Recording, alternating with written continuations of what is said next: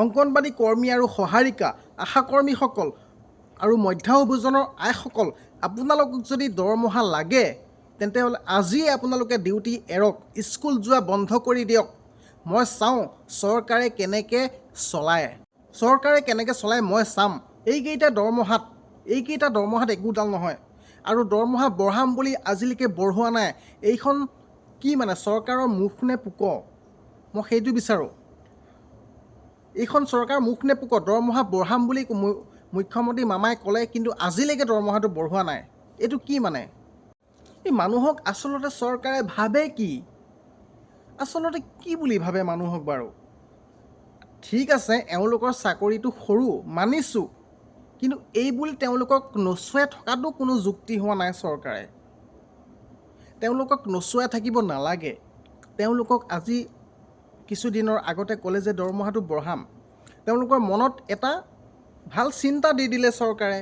এতিয়া মানুহে কি ভাবি আছে যে দৰমহাটো দিব, কিন্তু আজিলৈকে আজি এই মাৰ্চ সোমালহি, মাৰ্চ মাহটো এতিয়া যাব এতিয়া আৰু কেইদিনমানৰ পিছত, কিন্তু দৰমহাটো নাই, 1 টকাও দৰমহা নাই। এইটো কি বিচাৰে মানে আচলতে চৰকাৰে? দৰমহাটো যদি আপোনালোকে বঢ়াব নিবিচাৰে ডাইৰেক্ট কৈ দিয়ক না মামাই যে আমি দৰমহা নবঢ়াওঁ। কিন্তু এনেকৈ নচুৱাই থকাটো যুক্তি নহয় ন।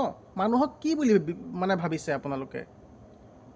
গতিকে মই আশাকৰ্মীসকলক আৰু অংগনবাড়ী কৰ্মী আৰু সহাৰিকাসকলক আৰু মধ্যাহ্ন আইসকলক, যিকেইগৰাকীয়ে কষ্ট কৰি চলি আছে ন ইমান কম দৰমহাত, মই তেখেতসকলক কৈছোঁ, যদি আপোনালোকক দৰমহা লাগে তেতিয়াহ'লে আপোনালোকে ডিউটি এৰি দিয়ক, স্কুল যোৱা বন্ধ কৰি দিয়ক। মই চাওঁ চৰকাৰে কেনেকৈ চলায়।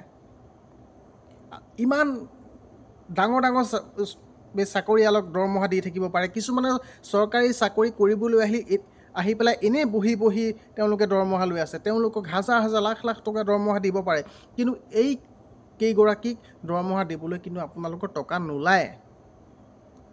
মই এইটো একেবাৰে ভাল পোৱা নাই। গতিকে মই এটাই বিচাৰোঁ যে মামাই অতি শীঘ্ৰেই দৰমহাটো বঢ়াব লাগে, সোনকালে এই মাৰ্চ মাহতে যাতে দৰমহাটো দিব লাগে। মই সেইটোৱে বিচাৰোঁ, অইন একো নিবিচাৰোঁ। মই আপোনালোকে ডিউটিটো কাইলৈকে এৰি দিয়কচোন।